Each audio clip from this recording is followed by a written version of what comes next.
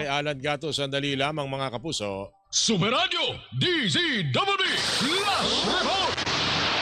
Yun daw bilang ng mga Pilipinong walang trabaho, partner o negosyo noong Hunyo, bagyang tumaas ayon sa PSA. Alan Gato, Salan! Bahagyang tumaas ang bilang ng mga walang trabaho o negosyo para sa Hunyo 2026 batay sa Labor Force Survey ng Philippine Statistics Authority.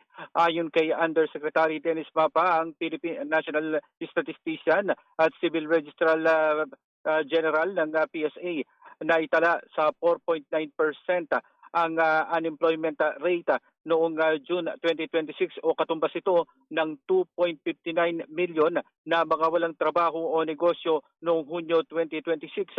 Mas mataas ito sa 4.8% na naitala noong Mayo 2026 o 2.50 million na walang trabaho o negosyo. Batay din sa ulat na ito ng PSA, ang underemployment rate o ang underemployed na naitala noong Hunyo 2026 ay naitala sa 6.11 million. May underemployment rate ito na 12.1%.